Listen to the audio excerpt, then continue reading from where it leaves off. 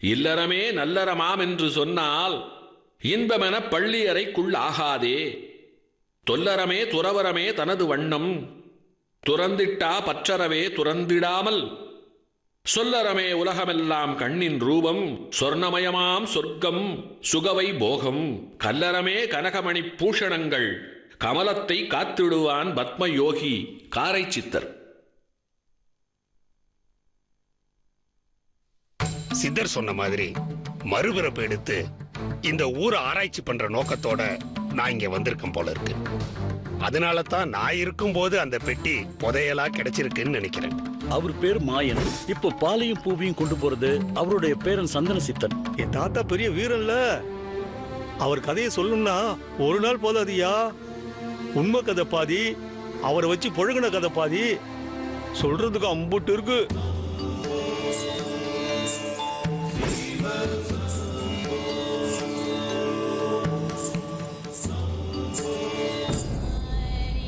மன்னிக்கணும் வைத்தியர், சித்தவனத்துக்கு போனதுக்கு அப்புறம் இன்னைக்கு தான் என்னால இங்க வர முடிஞ்சது. அதனால நீங்க எப்படி இங்க வருவீங்கன்னு எனக்கு தெரியும்.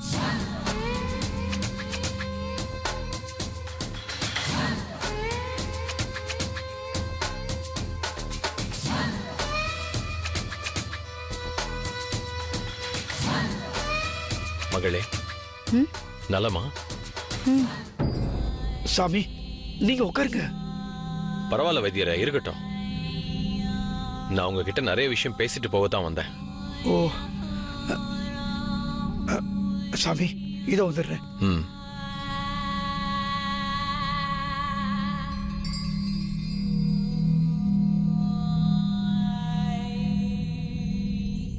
வள்ளி, இந்த மருந்த காளீஸ்வரன் வீட்டுல கொடுத்துட்டு வா. சரிப்பா. இருமா, அத நான் எடுத்து வைக்கிறேன், நீ கொண்டு போய் கொடு.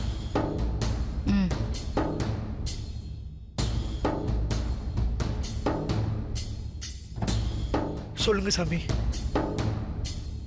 உங்க மருமக உயிரோட தான் இருக்காங்கறத பத்தி உங்க மக கிட்ட நீங்க சொல்லலையா? எப்படி சாமி சொல்ல முடியும்? அவனை தேடி வனத்துக்கே போயிடுவாளே. அங்க இவளை பார்த்துட்டு அவன் என்ன சொல்லுவானோ? அதோட அன்னைக்கு நீங்களும் இப்ப அவங்கிட்ட எதுவும் பேச வேண்டான்னு என்ன தடுத்துட்டீங்க. எப்ப அவனை சந்திச்சு பேசலாம்னு நீங்க சொல்லுவீங்கன்னு தான் நான் காத்துக்கிட்டு இருக்கேன். இப்பவும் கூட அதுக்கான நேரம் வரல வைத்தியரே. ஏன் சாமி? சொல்றேன். அன்னைக்கு பேய் மிரட்டி மூலிகை இருக்க உங்ககிட்ட அபயகந்தி வேறு வாங்கிட்டு போனேன்ல? ஆமா. நான் உள்ள போனப்ப வழியிலேயே பைரவர் என்ன தடுத்துட்டாரு. என் கையில இருந்த அபயகந்தி வேறையும் பறிச்சுட்டாரு. அதுக்கப்புறம் என்னால அங்க நிக்க முடியல. நேரா என் இல்லத்துக்கு போயிட்டேன். எனக்கு அங்க ஏன் அனுமதி கிடைக்கலன்னு யக்ஷினி கிட்ட கேட்டேன்.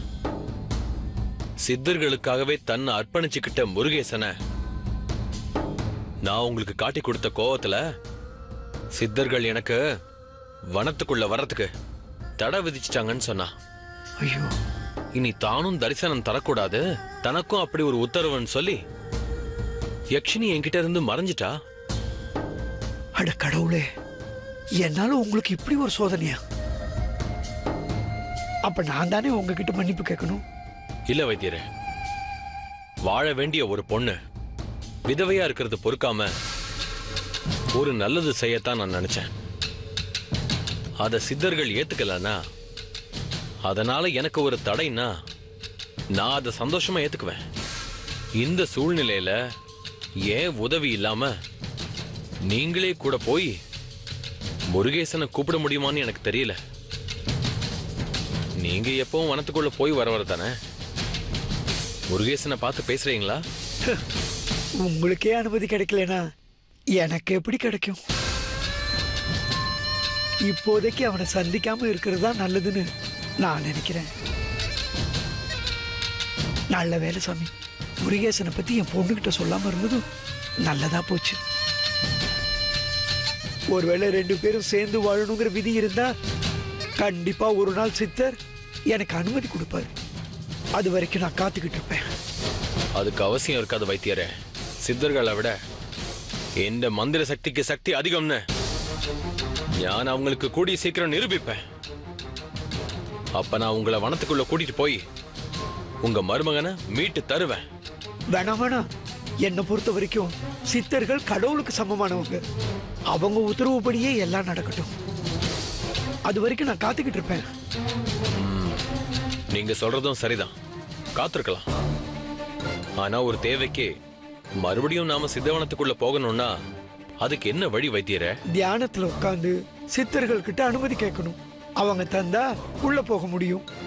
அப்போ ஞான் கூட தியானத்துல உட்கார்ந்து சித்தருங்க கிட்ட அனுமதி கேட்கலாம் இல்லையா? ஓ, தாராளமா கேட்கலாம். ஏன் வைத்தியரே, ஈஸ்வரனை தரிசிக்க கோயிலுக்கு போயிருந்தப்ப சமீபத்துல ஏதோ புதையல் கிடைச்சத பத்தி பேசிக்கிட்டாங்களே? ஆமா, அது பெரிய கதை. அப்படியா? அது என்ன கதைன்னு நான் தெரிஞ்சுக்கலாமா? ஓ, சொல்றேனே. எங்க ஊரை பத்தி ஆராய்ச்சி பண்ண விக்ரமன்னு ஒருத்தர் வந்திருக்காரு. ஆமா, அவரை பத்தியும் கேள்விப்பட்டேன். புதையலா கிடைச்ச அந்த இரும்பு பெட்டிய ஆராய்ச்சி பண்றதுக்காக அவர் தான் எடுத்துக்கிட்டு போனாரு.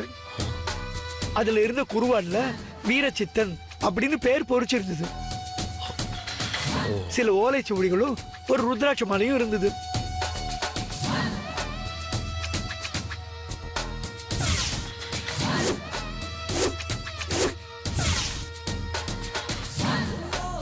இந்த ஊரை ஆராய்ச்சி பண்ண வந்தவருக்கு முன் ஜென்மத்துல இந்த ஊரோட தொடர்பு இருக்குன்னா என்ன ஆச்சரியம் பாருங்க சாமி. அந்த ஊரில் 8 திசைகளிலும் 8 லிங்கங்கள் உள்ளன. அவற்றை சித்தர்கள் பாதுகாத்தும் பூஜித்தும் வருகின்றனர். சாமி, என்ன நான் சொல்றது கேட்டு மலைச்சு போய் நின்னுட்டீங்க? பின்ன இந்த ஊர்ல என்னென்ன அதிசயங்கள் நடக்குது? வீர மரணம் அடைஞ்ச ஒருத்தர் மறு ஜென்மம் எடுத்து இதே ஊருக்கு வந்திருக்கிறது, தன்னோட வம்சாவளிய அவரே போய் பார்க்கறது, இப்பவும் அதே குடும்பம் அஷ்டலிங்கங்களுக்கு பாலும் பூவும் கொண்டு போய் கொடுக்கறதும் கேட்கவே சிலிர்ப்பா இருக்கு. இந்த ஊர்ல என்னென்ன அதிசயங்கள் நடக்குது? வீர மரணம் அடைஞ்ச ஒருத்தர் மறு ஜென்மம் எடுத்து இதே ஊருக்கு வந்திருக்கிறது, தன்னோட வம்சாவளிய அவரே போய் பார்க்கறது, இப்பவும் அதே குடும்பம் அஷ்டலிங்கங்களுக்கு பாலும் பூவும் கொண்டு போய் கொடுக்கறதும் கேட்கவே சிலிர்ப்பா இருக்கு. ஏன் வைத்தியரே, அந்த சந்தன சித்தன் மூலமா அஷ்டலிங்கங்களையும் நாம தரிசனம் செய்யலாம் தானே? அதெல்லாம் பரம ரகசியமா அவங்களுக்கு தெரிஞ்சிருக்கும். ஆனா அதெல்லாம் எங்க இருக்குன்னு சொல்ல மாட்டாங்களாம். ஏனா? அத பத்தின விஷயம் எனக்கு தெரியல. அந்த விவரம் ஞான அறியும். அஷ்டலிங்கங்களையும் வசப்படுத்தினவன் இந்த ஊரையும் சித்தர்களையுமே வசப்படுத்தியவன் ஆவான். என்னோட அடுத்த இலக்கு அஷ்டலிங்கங்களை வசப்படுத்துறது தான். சாமி, என்ன யோசனை? ஒண்ணுமில்ல.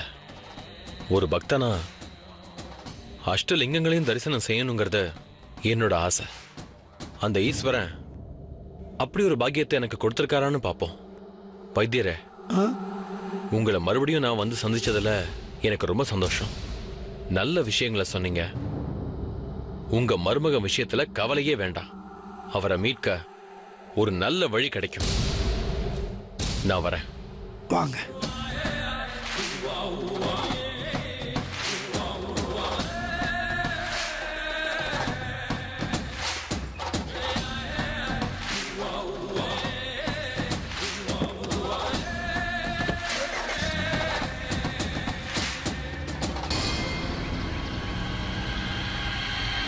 அப்போ என் மக காலம் பூரா இப்படியே இருக்க வேண்டியதானா? ஈஸ்வரா,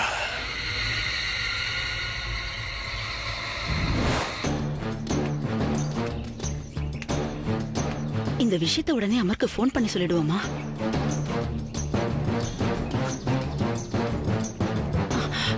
ஐயோ, செல்ல வீட்டுல வச்சுட்டு வந்துட்டோமே.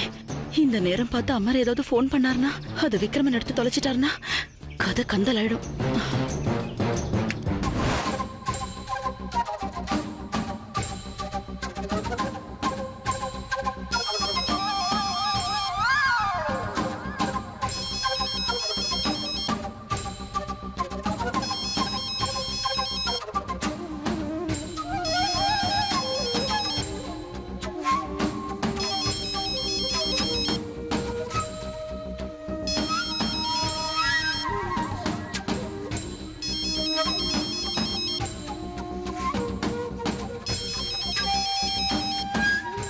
என்ன இது ரிங்கு போயிட்டே இருக்கு? ஏதாவது இம்பார்ட்டன்ட் காலா இருக்குமோ? இன்னும் ராணிய காணோமே.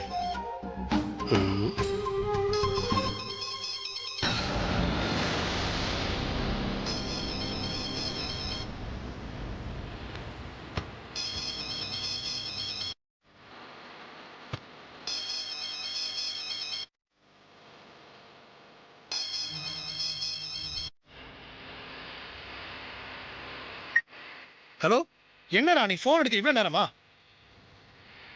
நீ கால் பண்ண வெயிட் பண்ணிட்டு இருக்க. நானு அப்படி என்ன வேலை பாக்குறாங்க? என்ன உண்மையை பேச மாட்டேங்கிற? வாயில் கொழுக்கட்டையா வச்சிருக்க? சாரி, ராணி கடைக்கு போயிருக்காங்க, இப்போ வந்துருவாங்க. ஓ, நீங்க யாருன்னு தெரிஞ்சுக்கலாமா? சாரி சார், நான் ராணி நினைச்சு பேசிட்டேன். நான் அப்புறமா பேசிக்கிறேன். ஹலோ ஹலோ,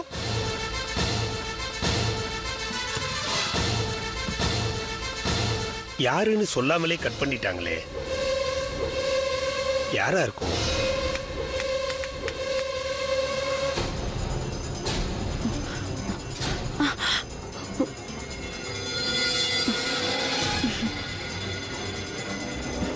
வாமராணி 2 தடவை தொடர்ந்து போன் அடிச்சுக்கிட்டே இருந்தது. ஏதாவது அவசரமான காலா இருக்குமேன்னு நானும் அட்டன் பண்ணேன். யாரோ ஒருத்தர் பேசினாரு. நான் பேசுறதுக்குள்ள என்ன போன் எடுக்க இவ்வளவு நேரமா, ஏன் போன் பண்ணலன்னு அதட்டெல்லாம் கேட்டாரு. அப்புறம்தான் நீ கடைக்கு போயிருக்க விஷயத்த சொன்னேன். யாருன்னு கேட்டேன், பதில் சொல்லாமலே கட் பண்ணிட்டாரு. யாருமா அவரு? அது என் அண்ணன் தாங்கய்யா. உனக்கு ஒரு அண்ணன் இருக்கிறதா நீ என்கிட்ட சொல்லவே இல்லையே.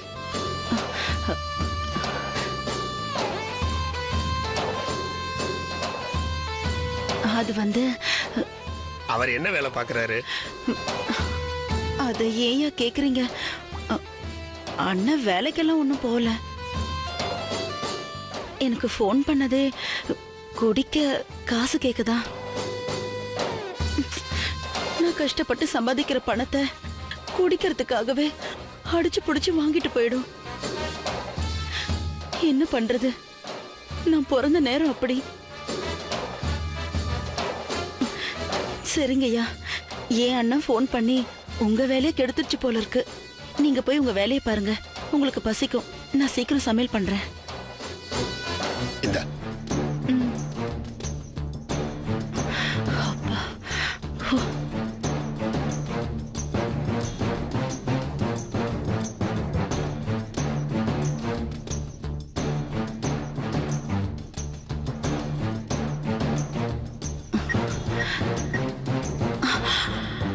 ஐயோ, நான் ஃபோன் பண்றதுக்கு முன்னாடி அவரே கால் பண்ணிட்டாரே. பிருந்தா விஷயத்த உடனே சொல்லணுமே. எப்படி சொல்றது? இன்னும் அவளை சாகடிக்கலையேன்னு சொல்லிட்டு நம்மள சாகடிப்பாரு. நாமளா ஃபோன் பண்ணி அவர்கிட்ட திட்டு வாங்கணுமா என்ன? ஒன்றும் வேண்டாம், நேர்லயே போய் சொல்லிக்கலாம். இப்போதைக்கு செல் ஆஃப் பண்ணி வைப்போம்.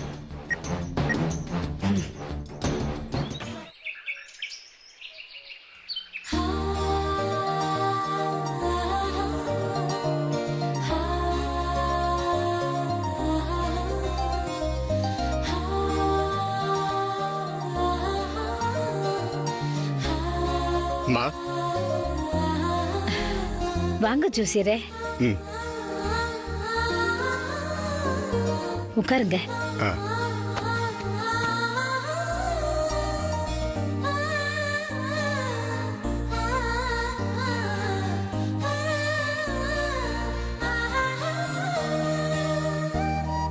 வாங்க ஜோசியரே. கண்ணா, அப்புறம் எல்லாரும் எப்படி இருக்கீங்க? உங்க புண்ணியத்துல நல்லா இருக்கும் ஜோசியரே. என்னம்மா, என் புண்ணியம் ஏன் சொல்றீங்க? அப்படி நான் என்ன செஞ்சுட்டேன்? நீங்க என்ன செய்யல? எங்க விஷயத்துல நீங்க சொன்ன ஒவ்வொன்றும் நடந்துகிட்டு இருக்கு. என் மகளை பாருங்க.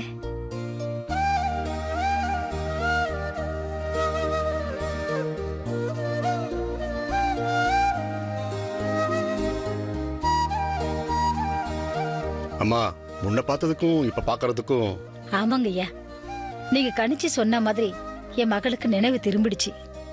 எங்க எல்லாரையுமே அடையாளம் கண்டுபிடிச்சு நல்லா பேச ஆரம்பிச்சிட்டா. பிருந்தா கண்ணே, ஐயா பேரு ஆறுமுகம், பெரிய ஜோசியரு. உங்க அப்பா சீக்கிரமா விடுதலை ஆயிடுவாருனும், நீயும் சீக்கிரமா குணமாகி பேச ஆரம்பிச்சிடுவேன்னும் உன் ஜாதகத்தை கணிச்சு சொல்லி எனக்கு நம்பிக்கையை கொடுத்தவரு. ஐயாவை கும்பிட்டுக்கம்மா. வணக்கம். வணக்கம்மா. உன்னை பார்க்கறதுக்கு எனக்கு எவ்வளவு சந்தோஷமா இருக்கு தெரியுமா?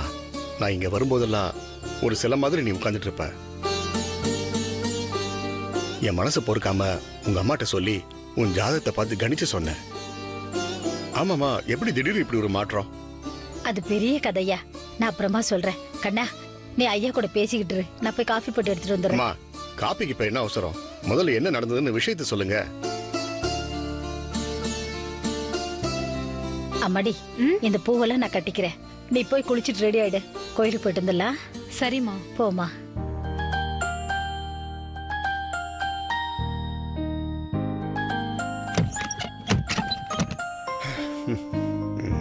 ஒரு நாள் காக்கை சித்திரை என் கனவுல வந்து உன் பொண்ணை திருக்கிழா குடிக்கு கூட்டிட்டு போய் திருக்கோலநாதரை தரிசனம் பண்ணவே உன் பொண்ணு பூர்ணமா குணமாயிடுவான்னு சொன்னாரு. நானும் அதே மாதிரி கூட்டிட்டு போயிட்டு வந்தையா.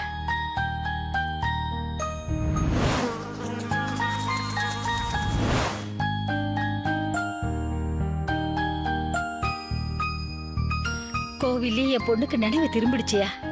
அப்படின்னா ஜோசியர், நீங்க நினைக்கிற மாதிரி இல்ல. அக்காவுக்கு ரொம்ப நாள் முன்னாடி என்ன நடந்துச்சுன்னு எதுவுமே நினைவுக்கு இல்ல. அப்பா என்ன பண்ணாரு, எதுக்காக ஜெயில இருக்காரு, எல்லாமே எங்க கிட்ட கேக்குறா. சரி, அதுக்கு நீங்க என்ன சொன்னீங்க? என்ன சொல்ல முடியும்? என்ன நடந்துச்சுன்னு நீ தான் யோசிச்சு சொல்லணும்னு சொல்லி அவ யோசிச்சு பதட்டப்பட்டு பழைய நிலைமைக்கு போயிட்டா. என்ன பண்றது? இதே பயம்தான் சார் எனக்கும் அம்மாக்கும். என்ன நடந்துச்சுன்னு அப்பாவும் சொல்ல மாட்டேங்கிறாருன்னு சொல்லி அக்காவை சமாளிச்சு வச்சிருக்கோம். பிருந்தாவுக்கு இந்த அளவுக்கு நினைவு திரும்பின விஷயத்த உங்க அப்பாட்ட சொல்லிட்டீங்களா? இல்ல ஜோசியர். ஏன் சொல்லிருக்கலாமே, அவர் சந்தோஷப்பட்டிருப்பாரு. உங்ககிட்ட சொல்றதுக்கு என்ன இருக்கு ஜோசியர்? அன்னைக்கு அப்பாவை பார்க்க ஜெயிலுக்கு போயிருந்தோம்ல. ஆமா. அன்னைக்கு அப்பா என்கிட்ட பேசின விஷயங்களை சங்கடப்பட்டு நான் உங்ககிட்ட சொல்லல. ஆனா நான் இப்போ உங்ககிட்ட சொல்றேன். பிருந்தாக்கு அடிக்கடி பழைய ஞாபகம் வந்துட்டு போகுதுன்னு சொன்னப்ப நினைவு திரும்பி பேசிடக்கூடாதுன்னு சொல்லி வேகமா உள்ள போயிட்டாரு. அக்காக்கு குணமாகி அவ பேசிட்டா ஏதோ ரகசியம் வெளியாயிடுமோன்னு, அதனால பெரிய பாதிப்பு வந்துருமோன்னு அப்பா ரொம்ப பயப்படுறாரோன்னு தோணுது. ஓரளவுக்கு மேல அக்காவையும் வற்புறுத்த முடியல, அப்பாவையும் புரிஞ்சுக்க முடியல. இவங்க 2 பேருக்கு நடுவுலையும் மாட்டிக்கிட்டு முழிக்கிறது நானும் அம்மாவும் தான். அடுத்தது என்ன பண்றதுன்னே தெரியல ஜோசியர. சரி, அப்பாவை பார்க்கணும்னு உன் அக்கா கேட்கலையா? எங்க கேட்டுருவாங்களோன்னு தான் பயமா இருக்கு. இதுல பயப்பட என்ன இருக்கு? பிருந்தா கேட்கறதுக்கு முன்னாடி ஏன் நீங்களே உங்க அப்பா பார்க்க கூட்டிட்டு போக கூடாது? அவங்க அப்பாவை போய் பார்த்த உடனே அவளுக்கு பழைய நினைப்பெல்லாம் திரும்ப வந்துருச்சுன்னா அப்படி ஒரு நினைப்பு வரக்கூடாதுன்னு அவரும் நினைக்கிறாரு. அம்மா, இது வரைக்கும் உங்க வாழ்க்கையில் நடந்தது எல்லாமே நீங்க முடிவு பண்ணி நடந்ததா? இல்லையே, எல்லாமே தானாவே நடந்தது தானே. இப்ப மட்டும் அவர் முடிவு பண்ணி நடக்கணும்னு ஏன் சொல்றீங்க? உங்களை பொறுத்த வரைக்கும் உங்க புருஷன் விடுதலை ஆகணும், பிருந்தா குணமாகணும், அப்படித்தானே? ஆமாங்க ஐயா. அப்போ பிருந்தா அவங்க அப்பாவை சந்திக்கிட்டோம், கூட்டிட்டு போங்க. ஏன்னா உங்க புருஷன் விடுதலை ஆகிறதும் உங்க பொண்ணு முழுசா குணமாகறதுக்கும் அவங்க ஜாதகத்துல இருக்கு. அதனால நீங்க தாராளமா உங்க பொண்ணை கூட்டிட்டு போங்க. கண்ணா, ஜோசியர் சொல்றதா என் மனசுக்கும் சரின்னு படுதுப்பா. நீ உன் அக்காவை கூட்டிக்கிட்டு அப்பாவை போய் பார்த்துட்டு வரியாப்பா? சரிம்மா. ஜோசியர, அடுத்தது என்ன பண்றதுன்னு தெரியாம குழப்பத்துல இருந்தேன். ஆனா ஜோசியத்துக்கு அப்பாற்பட்டு இந்த விஷயத்துல நான் உங்க அட்வைஸை ஏத்துக்கிறேன். கண்ணா, நான் ஜோசியத்துக்கு உட்பட்டுதான் எல்லாத்தையும் கணிச்சு சொன்னேன். எப்படியோ நீங்க சொல்றது காரண காரியத்தோட கரெக்டா இருக்கு. அக்காவை கூட்டிக்கிட்டு நான் போயிட்டு வரேன். ரொம்ப சந்தோஷம் கண்ணா. அப்பாவை பார்த்துட்டு என்னாச்சுன்னு எனக்கு நீ ஃபோன் பண்ணி சொல்றியா? பண்றேன் ஜோசியர. சரிம்மா, அப்போ நான் கிளம்புறேன். வாங்கய்யா. இன்னொரு நாள் வரேம்மா. சரிங்க. சரி.